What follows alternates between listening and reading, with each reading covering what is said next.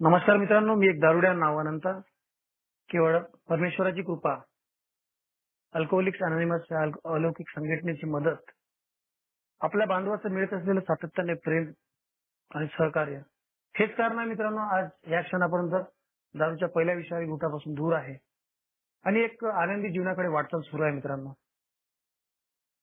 मी नेहमीच माझ्या शेअरिंग मध्ये सांगतो की माझं सर्व काही गेल्यानंतर मी अल्कोहोलिक्स अनॉनिमसला आलो आणि ते खरं आहे मित्रांनो. कारण की जोपर्यंत माझं सर्व जाणार नाही किंवा जात नव्हते तोपर्यंत मला जागाच आली नव्हती. कारण 2016 मध्ये हा मेसेज माझ्यापर्यंत ऑलरेडी घरापर्यंत आलेला होता. काही बांधव माझ्या घरी आले होते. परंतु माझ्यासारखा अहंकारी दारुड्या ज्याने हा अल्कोहोलिक्स अनॉनिमसचा सुंदर मेसेज अक्षरशः धूर काढून लावला आणि तिथून मित्रांनो माझ्या जीवनाची जे अधोगती सुरू झाली. तब्बल मित्रांनो 4 वर्ष लागले मला ती अधोगती थांबवायला. अजूनही बरेच गोष्टी सुधारलेल्या नाहीत. कारण शेवटी मी एक दारुड्याचं व्यक्तिमत्व आहे मित्रांनो. तर कुठंतरी लहानपणापासून जे संस्कार माझ्यावर झालेले होते तेच सर्व काही मित्रांनो तरुण वयामध्ये मी 5 मिनिटात हळूहळू विसरून गेलो. याचं कारण काय होतं मला माहित नाही मित्रांनो. परंतु जसं जे म्हणतात ना असं प्रतिबिंब बनायचे भौतिकता आणि आध्यात्मिकता. ज्या भौतिकतेच्या मागे मी ज्या पैशाच्या मागे मी धावत होतो, जो पैसा मला दिसत होता, त्यामुळे कुठेतरी मला असं वाटायचं की आज माझ्या जवळ सर्वच आलेलं आहे. ते विसरून गेलो होतो की माझा लहानपणीचा काळ कसा होता, माझ्या घरचं वातावरण कसं होतं. आणि मित्रांनो हळूहळू कुठेतरी त्याच त्याला काय म्हणतो आपण म्हणजे बड्या मारणे एक जो मोठेपणा असतो तो कुठेतरी माझ्यामध्ये हळूहळू जागृत व्हायला लागला मित्रांनो.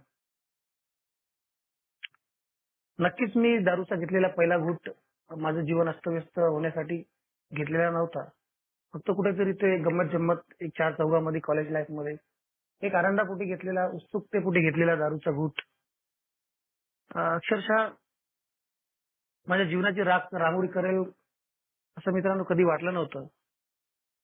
परंतु जे काही माझ्यासोबत घडत होतं, आजही घडत आहे काही गोष्टी, परंतु त्याचा जो मला स्वीकार आलेला नव्हता, तो स्वीकारण्यासाठी मित्रांनो बरीच धडपड करावी लागली मला.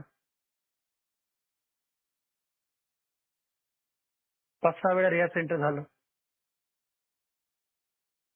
2 महिने 3 महिने सोबर राहत होतो. त्याच्यानंतर परत घसरण, परत रस्त्यावर. कारण की शेवटच्या टप्प्यामध्ये जेव्हा सर्वांनी मला काढून फेकलं होतं, म्हणजे कचरा कुंडीत टाकण्यालायक मला ठेवलं नव्हतं. म्हणजे एवढी बिकट परिस्थिती झाली होती माझी. माझ्या दोन्ही भावांनी वडिलांनी खूप समजावण्याचा प्रयत्न केला. माझ्या पत्नीनी, माझ्या सासू सासऱ्यांनी सुद्धा मला खूप समजावून सांगण्याचा प्रयत्न केला. पुष्कळ ठिकाणी त्यांनी मला दारू सोडण्यासाठी घेऊन गेले मित्रांनो. परंतु का बरं मी तिथे गेल्यावर थांबू शकत नाही?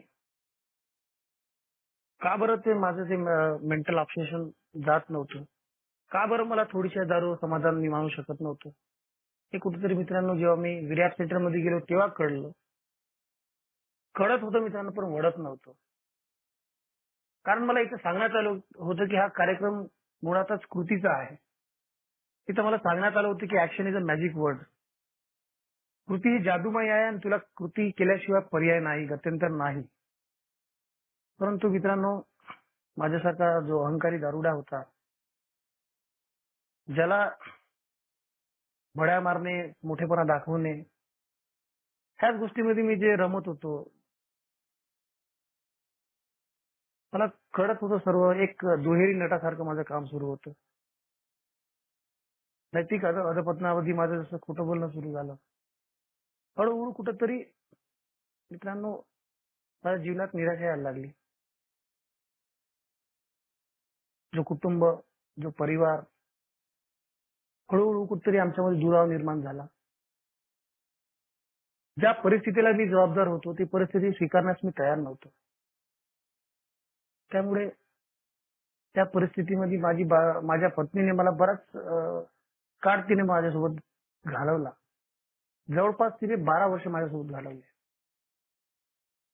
ती मला नेहमी म्हणायची की तुम्ही दारू सोडा, बाकी सर्व आपण पाहून घेऊ, जे आहे ते आपलं सर्व होईल.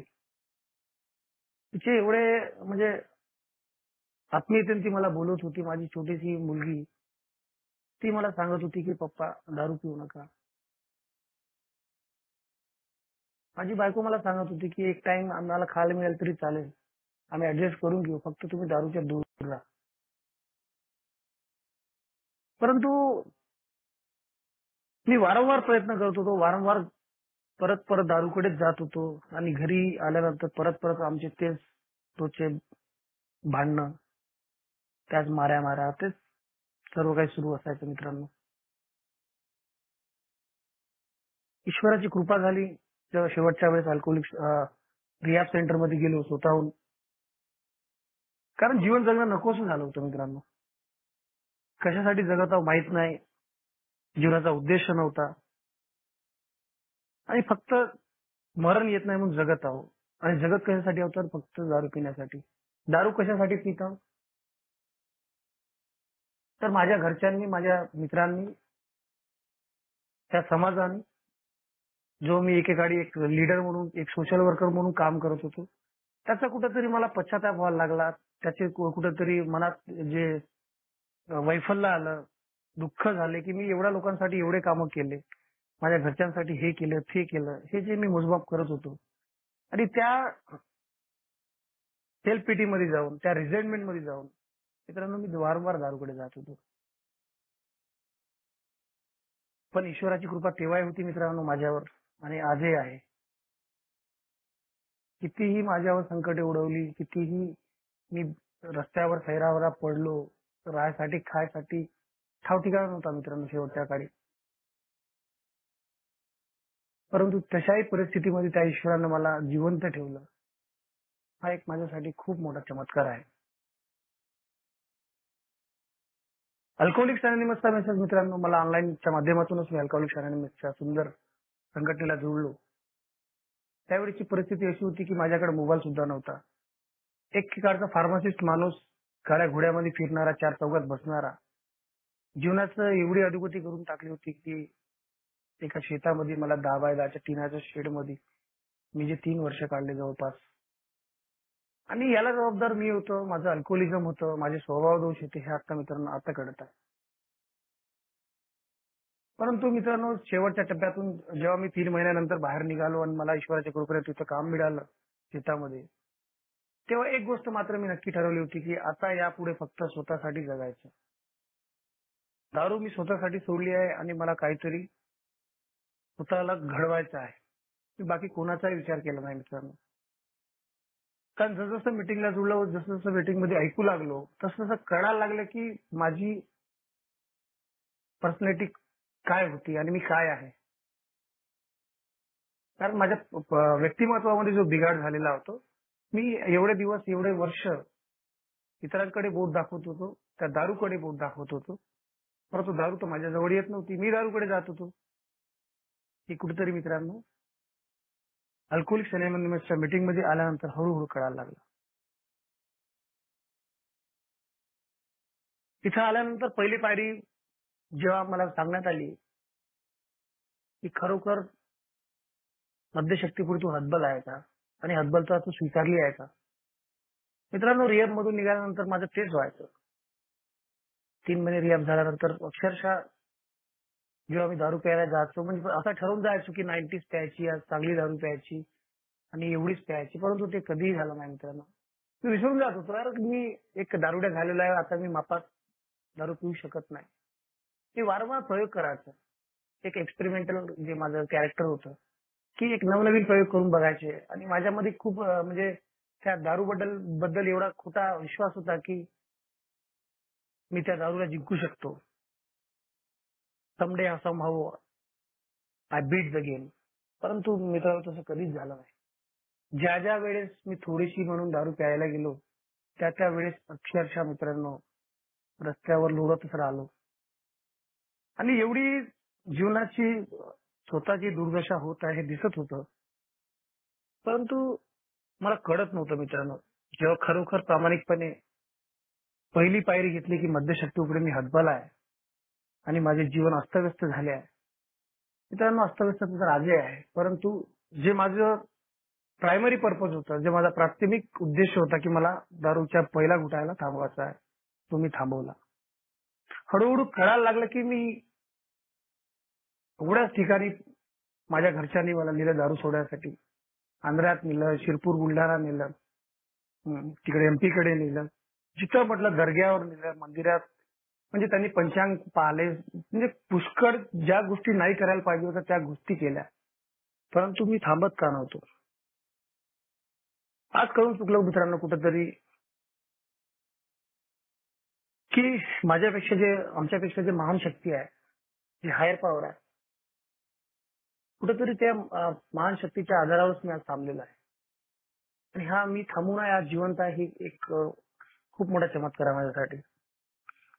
हळूहळू मित्रांनो जसं मीटिंग मध्ये यायला लागलो, आपल्या बांधवाच्या अनुभव कथनातून हळूहळू कळायला लागलं की मला ज्या इथे ज्या स्टेप्स दिलेल्या होत्या, ज्या पायऱ्या दिलेल्या होत्या, त्या सूचनेच्या स्वरूपात होत्या की मला त्या घ्यायच्या होत्या.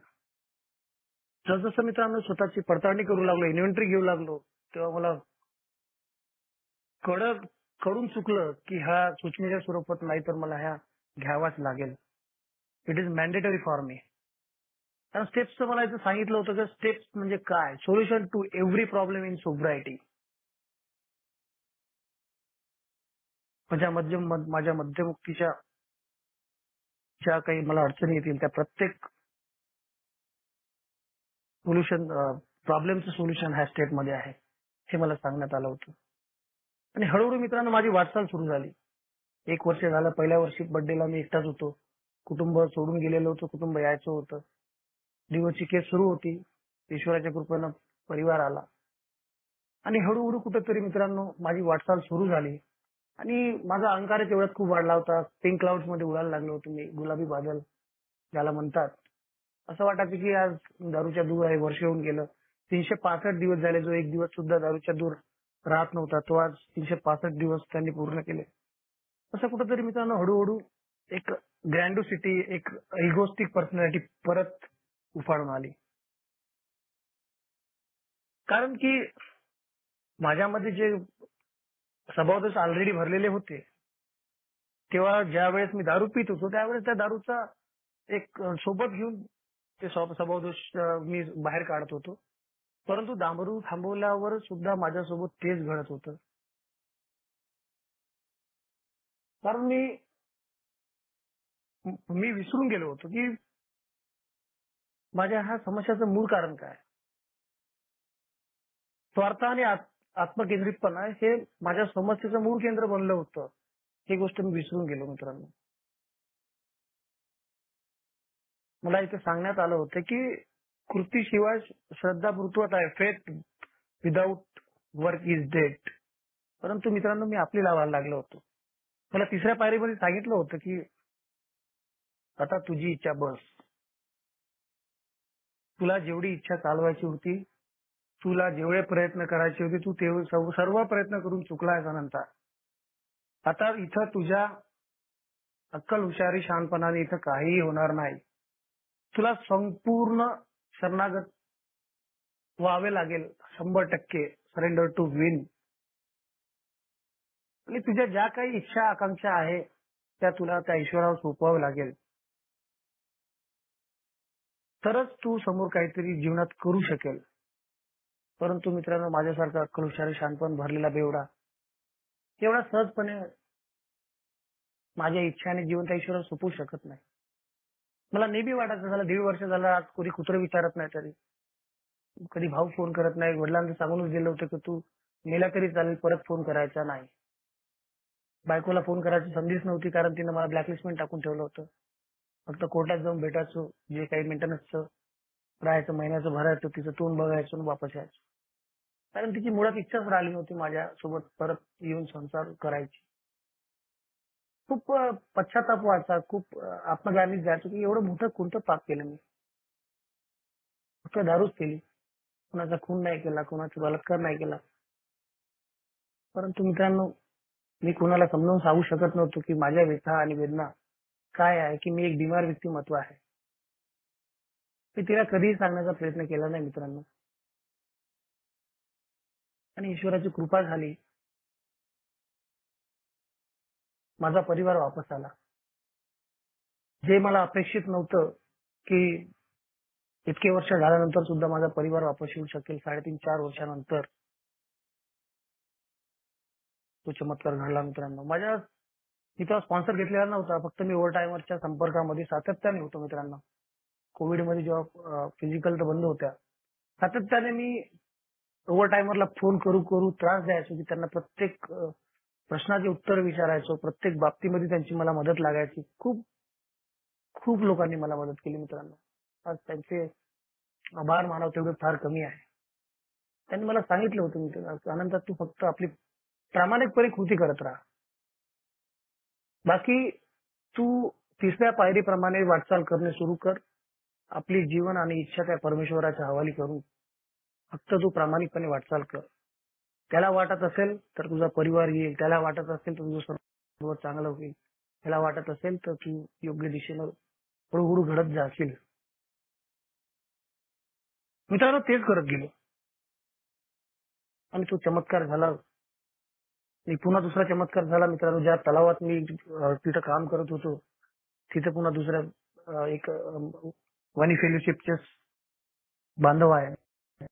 त्यांनी मला अपॉर्च्युनिटी दिली की भाऊ तुम्ही आपल्या फील्डमध्ये वापस या. तुमच्यामध्ये गट्स आहे, तुम्ही करू शकता. असं तसं त्यांनी मला एक चांगली म्हणजे काय म्हणतो त्याला मार्गदर्शन केलं. त्यांनी मला परत माझ्या फील्डमध्ये वापस आणला. तो दुसरा चमत्कार. पहिला चमत्कार असा होता की मी जिवंत होतो, दारूच्या दूर होत होतो. आणि मित्रांनो, दिवसेंदिवस जसं माझी विश्वास आणि श्रद्धा वाढत गेली, मलाही कळायला लागले की नाही, कुठेतरी ईश्वरीय दैवी चमत्कार त्या मीटिंगमध्ये आहे. ईश्वर कोणत्या रूपात भेटत आहे, कोण मदत करत आहे, हे सर्व हळूहळू कळायला लागलं होतं मित्रांनो. जे चिंताग्रस्त माझं जीवन होतं, तो स्वार्थीपणा होता, आत्मकेंद्रितपणा होता, आत्मकरुणा होती. हळूहळू कुठेतरी मित्रांनो त्यावर विचार करायला लागलो, त्यावर कृती करायला लागलो, त्यावर एक एक दिवसाच्या हिशोबाने काम करायला लागलो. चौथ्या पायरीमध्ये जेव्हा मी माझ्या गत आयुष्यातील गुणदोषाची जेव्हा काटेकोरपणे आणि निर्भयपणे नोंद केली, लिहून काढलं आणि तेव्हा म्हणजे मला समजत नव्हतं की एवढे सारे स्वभावदोष माझ्यामध्ये कसे का? की मान्य करायला तयार नव्हतो मित्रांनो खरोखरच. कारण की मी आतापर्यंत दुसऱ्यांना दोष देत आलो, माझ्या घरच्यांना, माझ्या प्रोफेशनमध्ये, माझ्या पत्नीला, माझ्या मुलीला. आणि एवढे सारे दोष माझ्यामध्ये कसे का? कारण एक कॅरेक्टर डिफेक्ट सारखा शब्द माझ्या डिक्शनरीत नव्हता मित्रांनो. कधीही मला कॅरेक्टर डिफेक्ट्स बद्दल कधीही स्वतःबद्दल जाणून घ्यायची कधी त्याची पाळी आली नाही किंवा मला तसं कधी वाटलंच नाही की माझ्यामध्ये स्वभावदोष असतील. मी कोणत्या विश्वात रमून होतो माहित नाही मित्रांनो. कधीच नाही वाटलं मला की एवढे सारे कॅरेक्टर डिफेक्ट्स माझ्यामध्ये भरलेले असेल म्हणून. जो धडपडपणा होता माझ्यामध्ये, आत्मोत्लेदितपणा होता. बड्या मारायची मित्रांनो पहिल्यापासूनच ग्रँडिसिटीची सवय होती. अर्ध्या हडकंडात पिवळा होणारा मी एक बेवडा होतो. परंतु जसं हळूहळू इथं आल्यानंतर स्टेप वर्क मध्ये मला हळूहळू कळायला लागलं की दुःख आणि वैफल्य त्याचा मी बळी झालेलो होतो. त्यामुळे मी भीतीग्रस्त होतो आणि आज मी कोणाच्या उपयोगी पडेल, युजफुल लाईफ तरी जगू शकेल की नाही, ही माझ्यामध्ये लायकी तरी उरलेली आहे की नाही हेच मला कळत नव्हतं मित्रांनो. एक भीती, अननोन फिअर जो माझ्यामध्ये संचारला होता. कारण कर्मकांड एवढे मोठे मोठे करून ठेवले होते मित्रांनो.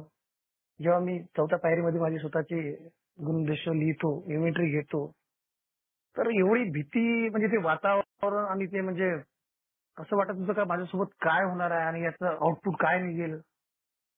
परंतु मित्रांनो तिथेही त्या परमेश्वरानं मला वाचवलं. तयारी पूर्ण केली मित्रांनो.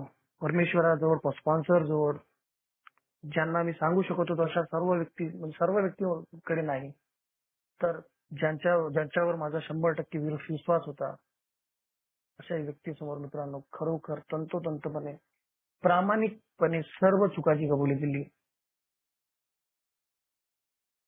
माझ्या जीवनात जे काही घडले होते, जे काही मी कर्मकांड करून ठेवले होते, ते कोणतंही असो, कोणाचं मन दुखवणं असो, कोणता लैंगिकतेचा माझा भाग असो, की इतर कुठलेही लफडे असो, कोणते काय म्हणते त्याला, कोणाचे पैसे असो, जे कर्जबाजारी मी झालेलो होतो, जे काही होतं ते पूर्ण सर्व गोष्टीची बारीक चुकांची कबुली दिली मित्रांनो. त्याच्यानंतर हळूहळू मला हलकं वाटायला लागलं, की जेव्हा मी माझी स्वतःची फिअरलेस मोरल इन्व्हेंटरी घेतो, तेव्हा तो ईश्वरी माझ्यासोबत असतो. हे मित्रांनो प्रात्यक्षिक मला तेव्हा कळलं. स्वभाव दोष तर होते मित्रांनो. हळूहळू त्याच्यावर काम करत मला समोर जायचं होतं. पूर्णपणे तयारी केली मित्रांनो. माझी 6वी पायरी मला सांगते की स्वभाव दोष परमेश्वराने माझ्यातून काढून टाकावे, त्याकरता मी तयार झालो. स्वभाव दोषाची यादी एवढी लंबी होती मित्रांनो.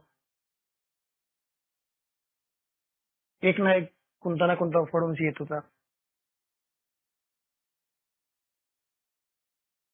सोब्रायटी मध्ये आल्यानंतर मित्रांनो हळूहळू कळायला लागलं की इतक्या साऱ्या म्हणजे त्याला काय म्हणतो, कॅरेक्टर डिफेक्ट कसे का माझ्यामध्ये असू शकते.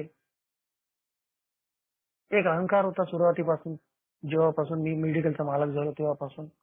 एक मोठापणा दाखवायची एक त्याला काय म्हणतो, दुहेरी नट, ड्युअल पर्सनॅलिटी, ते पण होतं माझ्यामध्ये. खोटं बोलत नव्हतो मित्रांनो तेव्हा पण दारूच्या काळात खोटं बोलायला लागलो होतो. पण कंपॅरिझन करणं हे माझ्या स्वभावामध्ये होतं तेव्हाही. त्याच्याकडे बोट दाखवणे, तुच्छ लेखणे, आळशी तर होतोच मित्रांनो. आजही आळस बऱ्यापैकी आहे.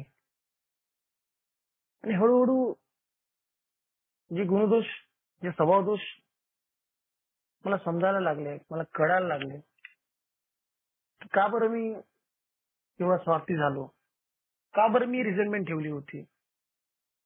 खरं सांगायचं झालं तर मित्रांनो माझे अक्षरशः 16 महिने फक्त रिझनमेंट इज नंबर 1 ऑफेंडर म्हणतात. त्यामुळे माझे 16 महिने पण फक्त आणि फक्त त्या रिझनमेंट मध्ये गेले. त्यामुळे मी मध्यमुक्त राहू शकलो नाही. याच्या एवढं दुर्दैव माझ्यासाठी अजून काहीच नाही. कारण की मला जेव्हा सर्व गोष्टी सांगत आहे की स्वभाव दोषाला सावर, स्वभाव दोषाला आवर, तरी पण मी माझ्यासारखा अक्कल हुशारी शहाणपण असलेला बेवडा, जेव्हा मी ह्या गोष्टीकडे लक्ष देऊ शकत नाही. माझी जे ड्युअल पर्सनॅलिटी होती, जो मुखवटा मागचा मी होतो, ते कुठेतरी मित्रांनो हळूहळू मला स्वतःला दिसायला लागलं. लोकांना तर दिसत होतंच. जे मी लोकांना डॉमिनेट करण्याचा प्रयत्न करत होतो, जे लोकांना मी क्रिटिसाइज करत होतो, आणि ज्या गोष्टी मला म्हणजे ज्या गोष्टीसाठी मला पेशंट हवा होता, तो पेशन्स, ते धैर्य माझ्याकडे नव्हतं. हे कुठेतरी मित्रांनो स्वभाव दोषाच्या यादीतून मला हळूहळू कळायला लागलं. कारण माझ्यासारखा माणूस स्वार्थी, कपटी तर मित्रांनो कधीच नव्हतं. कपटपणा कधी केलेला नव्हता. पण दारूच्या काळामध्ये काय काय नाही करून बसलो मी. स्त्री लंपटपणा काय, खोटे बोलणे काय, नैतिक अधपतनाचा भाग सांगायला जातो म्हटलं तर मित्रांनो म्हणजे एवढे भरपूर रॉक बॉटम मी केले. दारू पिऊन तर पडलोच. परंतु नाना प्रकारचे जे विचित्र, जे मला जे विध्वंसक कृत्य होते माझे, जी विकृती होती माझी, ते कुठेतरी मित्रांनो आज कळते की मी एवढा असह्य, एवढा घाणेरडा, एवढा अप्रामाणिक, एवढा हावरा कसा असू शकतो. कारण माझ्यामध्ये जे स्वभावदोष भरल्या, त्याला कुठेतरी मित्रांनो आज स्वीटच्या टोका एवढा थोडासा आज बदल करण्याचा प्रयत्न करतो. कारण मला माहित आहे, मग मी माझ्या मरणाच्या अंतापर्यंत जाईल तरी माझे हे स्वभावदोष पूर्णपणे जाणार नाही. कुठेतरी मला हळूहळू त्याच्यावर काम करायचं होतं. आणि हळूहळू मित्रांनो ते करत असल्यामुळे आज कुठेतरी म्हणू शकतो की मध्यमुक्तीच्या सात्विक जीवनाकडे वाटचाल करू शकत आहोत. असं कधी वाटलं नव्हतं मित्रांनो. 2 वर्ष माझे असेच गेले, मी नेहमी सांगतो. 2 वर्षानंतर पर्यंत फक्त मी एक कोरडा मद्यपी होतो. लोकांनी माझी वाहवा केली पाहिजे, लोकांनी मला विचारलं पाहिजे, लोक माझ्या म्हणण्याप्रमाणे वागले पाहिजे. ह्या सर्व माझ्या ज्या अपेक्षा होत्या, त्याच कुठेतरी त्याच्यावर मित्रांनो आज आळा घातलेला आहे. ज्या कुटुंबामध्ये एवढी सारी अस्थिरता पसरली होती, जे कुटुंब परत वापस आलं, ज्या कुटुंबामध्ये परत पुन्हा नव्याने जे काही विध्वंसक जे मी कृत्य करत होतो, जे काही माझा बेफिक्रीपणा होता कुटुंबाबद्दल, मी त्यांना नेहमी म्हणायचो, तुम्हाला माझ्या दारूचा प्रॉब्लेम होता ना, आज मी दारूच्या दूर आहो. मग आज तुम्ही असं करा, तुम्ही ते करा, हे करू नका. मी त्यांना उपदेश करायला लागलो, त्यांना प्रेशराईज करायला लागलो. परंतु मित्रांनो, जेव्हा मी स्पॉन्सर जवळ ह्या सर्व गोष्टी प्रामाणिकपणे सांगतो, प्रामाणिकपणे त्यांना एक एक गोष्ट सांगतो, तेव्हा माझ्या लक्षात येते की मी ऍक्च्युली कोण आहे. दुसऱ्याकडे बोट दाखवण्याची माझी लायकी सुद्धा नाही.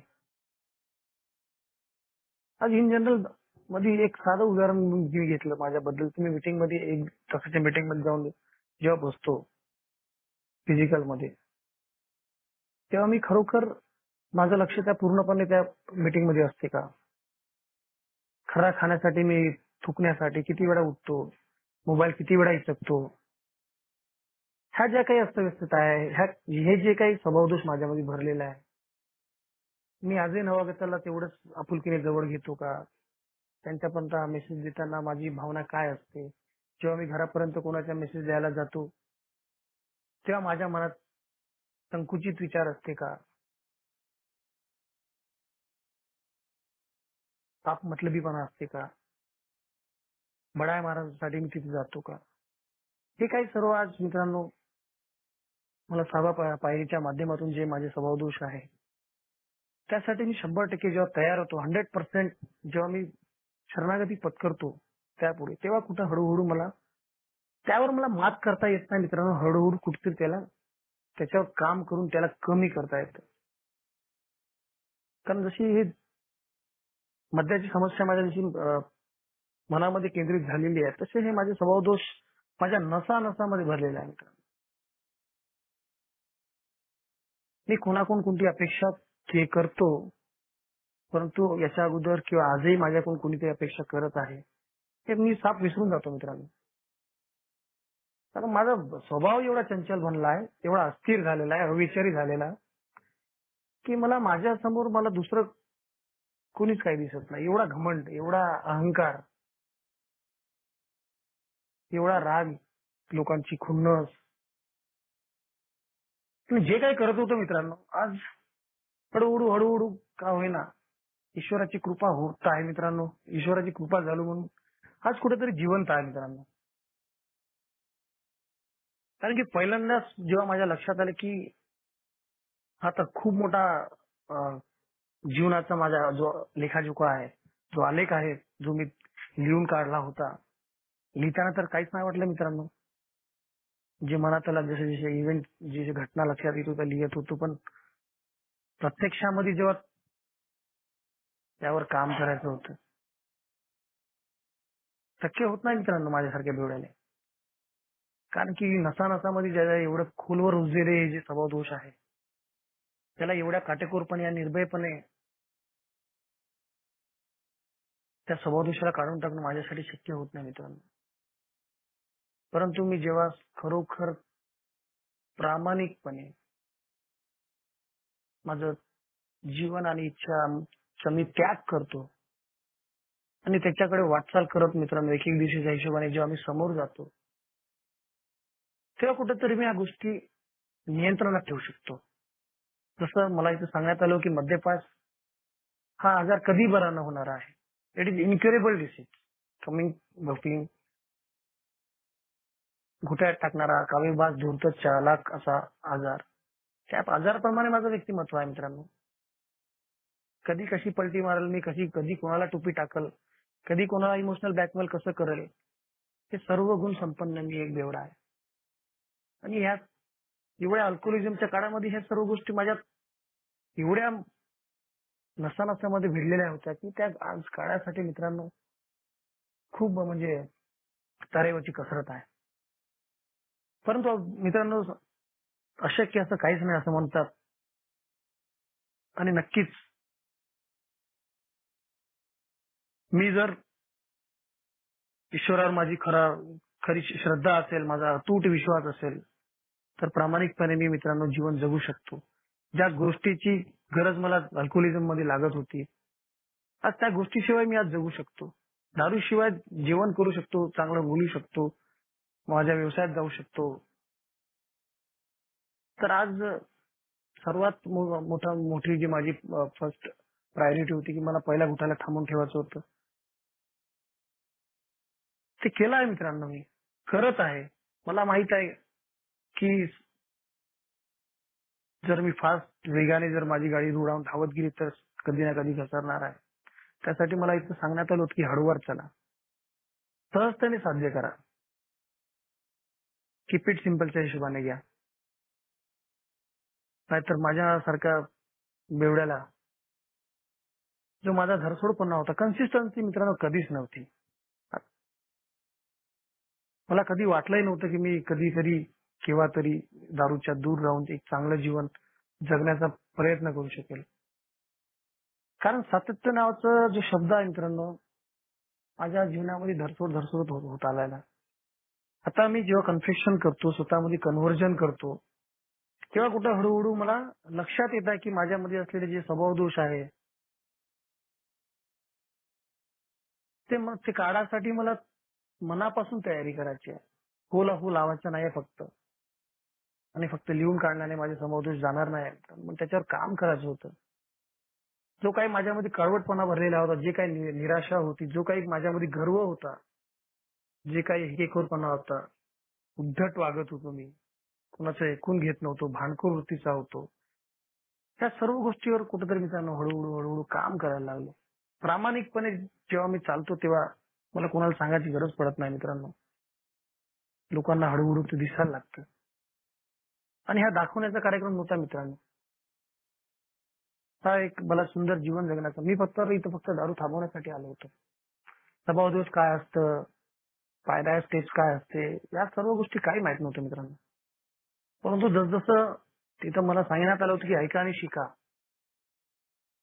जेव्हा मी ऐका आणि शिकाच्या माध्यमातून हळूहळू समोर जात जात आहे, तेव्हा हळूहळू मला कळायला लागले की माझ्यातले स्वभाव दोष मी फक्त आणि फक्त ह्या 12 पायऱ्याचं आचरण जेव्हा करण्यास सुरुवात करेल तेव्हा कुठेतरी माझ्यामध्ये आमूलाग्र बदल घडू शकतो. 12 पायऱ्यासोबत मला 12 आश्वासने दिली होती. 12 परंपरा सुद्धा होत्या. त्या परंपरा सुद्धा मला आचरणात आणायच्या होत्या मित्रांनो. कारण त्या परंपरेशिवाय माझा कार्यक्रम पूर्ण होत नव्हता.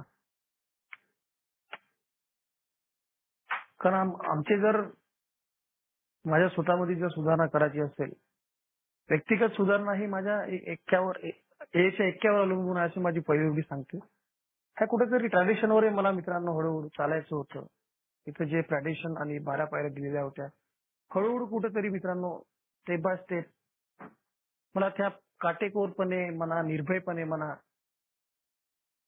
पण घ्यायच्या होत्या एवढं पक्का आहे. कारण की सूचनाच्या ज्या स्वरूपात दिलेल्या पायऱ्या मला माझ्या जीवनासाठी किती आवश्यक आहे हे मला कळून चुकलं मित्रांनो. मगाशी बोलता म्हटलं मी की step is that solution to every problems in the sobriety. आणि हळूहळू मित्रांनो माझ्यात असलेला स्वार्थ, आत्मिक केंद्रितपणा, जे माझ्या समस्येचं मूळ होतं, त्यावर काम करायला लागलो. मला इथं सांगण्यात आलं होतं की आध्यात्मिक प्रगतीचा दावा फक्त हा कार्यक्रम करते, पूर्णत्वाचा नाही. सर्वप्रथम मी हाच विचार केला की माझी इच्छा लावणे आता बंद. माय विल टू गॉड विल वर मी जेव्हा टर्न होतो तेव्हा कुठंतरी माझ्यामध्ये 1% म्हणा, 2% म्हणा, फेथ, बिलीफ, ज्याला ट्रस्ट म्हणतो, हळूहळू कुठं निर्माण होईल. ते मला सातत्याने टिकवून ठेवायचं आहे मित्रांनो. हा काही 3 घंट्याचा पिक्चर नाही, का सिनेमा नाही की बस शो खतम, खेळ खतम. तिथं मला सातत्याने रोजच्या रोज माझी इन्व्हेंटरी घ्यायची होती. रोजच्या रोज मला माझ्या गुणदोषाची पडताळणी करायची होती. तेव्हाच कुठं मी हा कार्यक्रम मला जगू शकत होतो. नाहीतर बोलायला काही वाटत नाही मित्रांनो. माझ्यासारखा मुखवट्यामागचा मला खूप चांगल्या प्रकारे ऍक्टिंग करता येते, चांगलं बोलता येते. I can manage everything. कारण मी एक खूप चांगला नट आहे. आणि कुठं कशी ऍक्टिंग करायची, कुठं कसं आपलं रोल डिफाईन करायचा हे मला चांगलं माहित आहे. परंतु मित्रांनो हे रूल जास्त दिवस चालत नाही. इथं ईश्वराचा हाय पॉवरचा कॉन्सेप्ट आहे. इथं कुठेतरी उच्च शक्ती मला जे सांगण्यात आली होती, त्या इच्छाशक्तीच्या भरोशावर, त्या ईश्वराच्या कृपेच्या भरोशावर, त्या अलौकिक संघटनेच्या भरोशावर, आपल्या बांधवाच्या मदतीने, आपल्या बांधवाच्या निस्वार्थ प्रेमाने आज मित्रांनो जिवंत आहे. हा सर्वात मोठा चमत्कार माझ्यासाठी आहे. जेव्हा मी बायको पाहिजे म्हणून वारंवार ओव्हर टायमरला इतर मेंबरला फोन करत होतो. परंतु तसं होत नव्हतं. बायकोचा आलेला मला फोन, तिचं उद्धट बोलणं, त्या रागात मी घेतलेला दारूचा ग्लास, परंतु ईश्वराची कृपा झाली. त्या 2 मिनिटात मला जर ए मेंबरचा फोन नसता आला तर मित्रांनो आज मी इथं नसतो. कदाचित जिवंत असतो, सावरलो असतो की नसतो माहित नाही. कारण जे एक रिझनमेंट मी आताच म्हटलं की नंबर 1 ऑफेंडर. जे न परवडणारी चैनीची वस्तू आहे ती जी नेहमी माझ्याजवळ ठेवतो. राग, खुन्नस, चिडचिड. आज कुठेतरी मित्रांनो त्यावर काम करत असल्यामुळे आज कोणाचाही मनात तिरस्कार येत नाही. मग प्रामाणिकपणे सांगतो मित्रांनो, ज्या काही जुन्या 19-20च्या गोष्टी होत्या सारा विसरून मित्रांनो एक चांगलं जीवन जगण्याचा प्रयत्न करतो. प्रामाणिक करत आहोत. कारण मला कळून चुकलं यार मी हे सर्व धंदे किती दिवस करणार आहोत. किती दिवस मी माझ्या बड्या मारणार आहोत. किती दिवस मी माझे हे नाटक सुरू करणार आहोत. किती दिवस मी मुखवटा घालून जगासमोर येणार आहोत. आज कुठेतरी मित्रांनो हळूहळू कळायला लागलं. आणि जोपर्यंत मी स्टेपवर करत नाही, जोपर्यंत मी पायऱ्याचं आचरण करत नाही, फक्त पायऱ्या लिहून काढणे आणि त्या स्पॉन्सर पुढे ठेवणे हेच माझं उद्देश नाही, तर मला खरोखर प्रामाणिकपणे त्या पायऱ्याचं आचरण करायचं होतं. त्यासाठी मी त्या ईश्वराला मला प्रार्थना करायची होती. मला स्पॉन्सरनं सांगितलं होतं की तुझ्या हातात आता काहीच नाही राहिलं.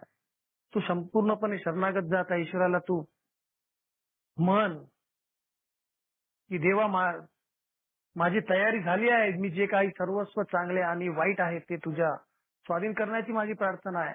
तुला आणि माझ्या बांधवांना उपयुक्त होण्याच्या कामी अडथळे आणणारा हा माझ्या स्वभावातील प्रत्येक दोष तू दूर करावा. तुझी इच्छेचे पालन करण्याची शक्ती, ताकद आणि सामर्थ्य मला प्रदान कर. हे कुठेतरी मित्रांनो ते मला त्या ईश्वराला मागायचं होतं. आणि जोपर्यंत मी हे करत नाही मित्रांनो, सरेंडर टू विन म्हणतात, संपूर्ण हतबलता जोपर्यंत मी स्वीकारत नाही तोपर्यंत माझ्यामध्ये कुठलाच फरक पडू शकत नाही. कारण देव कुठं आहे, जीओडी गॉडचं डीओजी डॉग झालो होतो मी याच्या अगोदर शेअर केलाय मित्रांनो. परंतु आज कुठेतरी हळूहळू कळायला लागलं. मला हे कळलं की माझ्या समस्येचं मूळ केंद्र काय होतं. कॅरेक्टर डिफेक्ट, स्वभावातील दोष. खरोखर मित्रांनो खूप वेळ लागला या सर्व गोष्टी कळायला. आणि मला वाटत नव्हतं की कधी मी त्या लायकीचा बनू शकेल. आजही माझे मित्र मला म्हणतात की तू जिवंत आहे, चांगला आहे. कालच मला एका मित्राचा फोन येऊन गेला. मी रस्त्यानं मेडिकल स्टोअरमधून वापस येत होतो. अचानक फोन आला. मी हेडफोन लावून होतो. तो बोलला माझ्यासोबत कसं आहे, नंतर कसं काय सुरू आहे, चांगलं आहे का, असं आहे तसं आहे का. तर एक जो कुतूहलाने तो मला विचारत होता, कसं काय सुरू आहे, वहिनी कशी आहे, पोरगी कशी आहे. म्हणजे आज एवढे सारे म्हणजे जो माणूस या 5-4 वर्षात कधी माझ्यासोबत बोलला नव्हता, त्या माणसाचा मला अचानक फोन येतो. आणि म्हणजे खूप मोठेपणा सांगत नाही मित्रांनो. एक थोडंसं मला एक अवघडल्यासारखं वाटलं की जो माणूस कधीच माझ्यासोबत बोलला नाही, या 4 वर्षात तर कधीच नाही. कधी फोनही नाही वाजला, कधी प्रत्यक्ष भेटलाही नाही. अचानक फोन येतो आणि म्हणजे तेव्हा कुठेतरी असं वाटतं की खरोखर ईश्वर माझ्यासोबत आहे. म्हणून एक चमत्कार माझ्यासोबत होत आहे. आज ज्या आई-वडिलांचं मी दुःख मनात जो पश्चात्ताप घेऊन आजही जीवनामध्ये मी वाटचाल करण्याचा प्रयत्न करतो. कारण की खूप असह्य वेदना दिल्या मी माझ्या आई-वडिलांना. त्याचं जे नुकसान भरपाई आहे मित्रांनो मी कधीच नाही करू शकणार. कारण की ज्या आई-वडिलांनी मला जन्म दिला होता त्यांच्यावर धावून गेलो मी.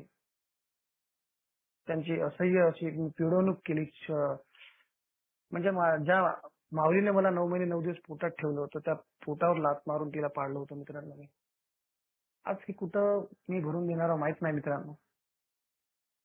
परंतु आज परिस्थिती कशी असो, अल्कोहोलिक्स अनॉनिमसची जी प्रार्थना आहे ती मला नेहमी सांगते की तू आपली मनस्थिती स्थिर ठेव. आणि प्रार्थनेमध्ये एवढा विशाल अर्थ लपलेला आहे मित्रांनो. तो कळायलाच मित्रांनो कमीत कमी मला किती वर्ष जातील माहित नाही. कारण की ज्या परिस्थितीला मी बदलू शकत नाही ती स्वीकारण्यास मनाची प्रसन्नता मला दे. माझ्यासारख्या बेवड्यामध्ये जे अहंकार, जे मोठेपणा,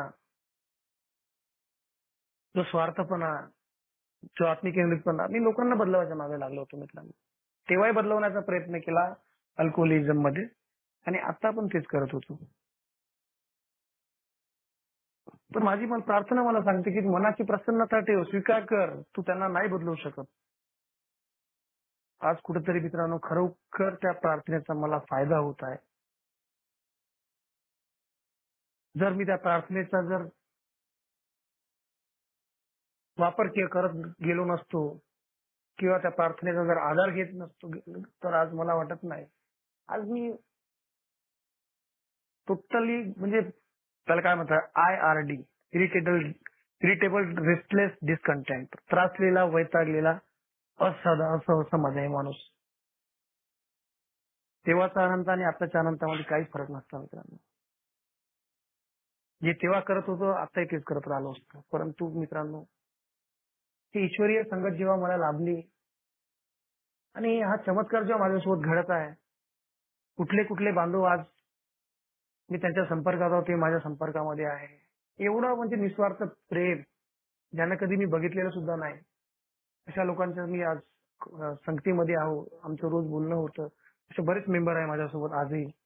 आणि जेव्हा हे असं जिव्हाळ्याचं एक आत्मीयतेचं जे विश्वासाचं जे नातं निर्माण होतं मित्रांनो ते फक्त केवळ आणि केवळ ईश्वरच करू शकतो. आणि हळूहळू मित्रांनो जेव्हा मी माझी हळूहळू माझी पुनर्बांधणी करायला लागलो तेव्हा हळूहळू मला कळून चुकलं मित्रांनो की पुनर्बांधणी म्हणजे ऍक्च्युली काय. स्वभावदोषाने पिछाडलेला मी सैरावैरा पडत सुटलेला मी एक दारुड्या आज कुठेतरी त्या स्वभावदोषावर काम करण्याची पाळी आली तेव्हा हळूहळू मित्रांनो सुईच्या टोका एवढा बदल करण्याचा प्रयत्न करावा लागेल तो प्रामाणिक करतही आहे मित्रांनो. परंतु हे करताना मला इतराचे मी मन दुखवत आहो का, इतर लोक माझ्या दूर जात आहे का, हे सुद्धा मला माझ्या स्पॉन्सरने सांगितले होते जेव्हा मी लैंगिकतेचा आढावा घेतो.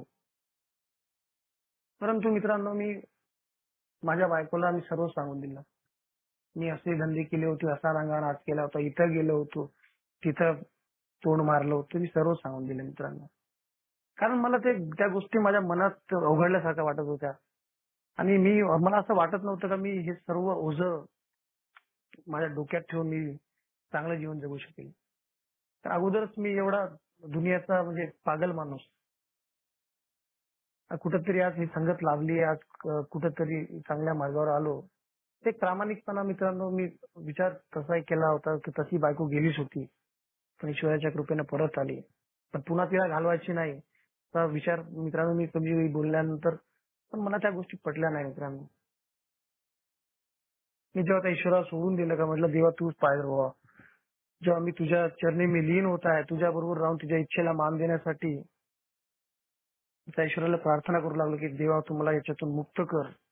तुझी इच्छा मी चांगल्या प्रकारे कशा रीतीने मला पूर्ण करता येईल यासाठी तू मला देवा शक्ती दे, सद्बुद्धी दे.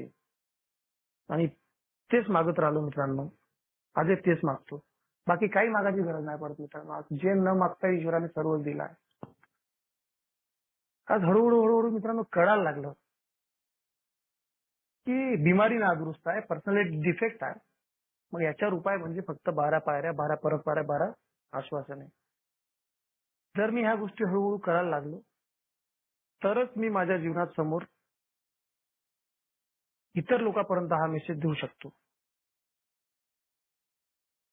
नाहीतर मला माझंच सावरायचं नाही आणि मी चालू लोकांच्या धुवायला.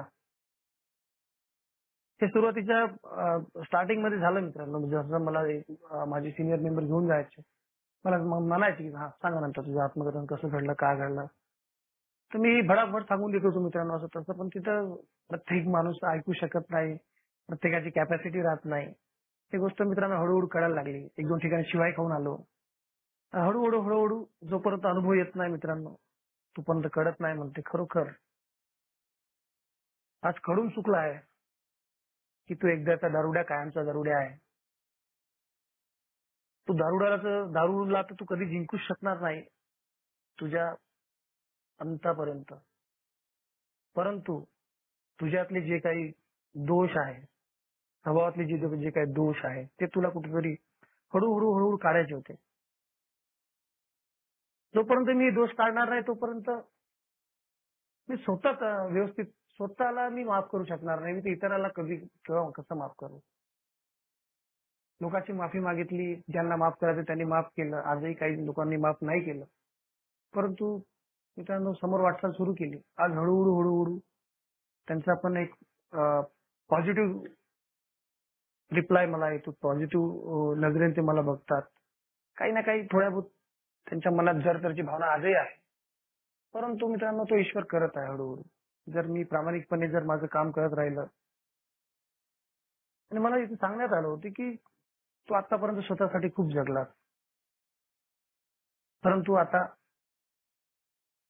हा प्रोग्राम जो तुला सांगतो की तुला जे मिळालंय तू इतरांना प्रामाणिकपणे निस्वार्थपणे वाट.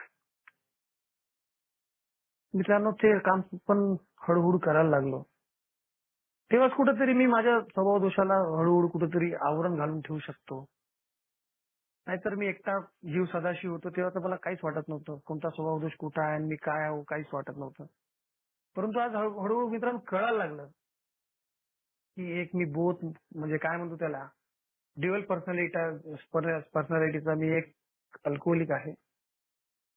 आणि जेव्हा मी मुखवटा घालून फिरतो, एक चांगली ऍक्टिंग करतो, ह्या गोष्टी मित्रांनो जेव्हा मला प्रामाणिकपणे जाणवतात, जेव्हा मी बिंबीच्या देठापासून जेव्हा त्याचा स्वीकार करतो आणि त्या शरणागत जातो, तेव्हा कुठेतरी माझ्यामध्ये थोडासा सुईच्या टोका एवढा बदल करण्याची प्रामाणिक इच्छा होते मित्रांनो.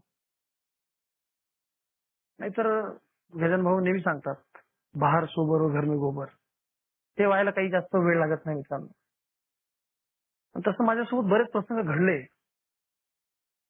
म्हणून मित्रांनो आज मला वेळोवेळी सावध दक्षता घ्यावी लागते, सावध राहावं लागते. कारण की मला माहित आहे की मी कधी त्या दारूच्या पहिल्या घुटाकडे आकर्षित होईल आणि कधी मी तोंड घाशी पडून त्या रस्त्यावर जुनं माझं जीवन होतं तिथं मी पडून परत पुन्हा दुःख आणि वैफल्य.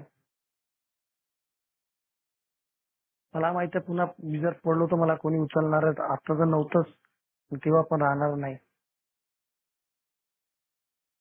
कारण ईश्वरानं मला वारंवार संध्या दिल्या आतापर्यंत. ज्या संधीचं मी सोनं करायला पाहिजे होतं नाही करू शकलो मित्रांनो.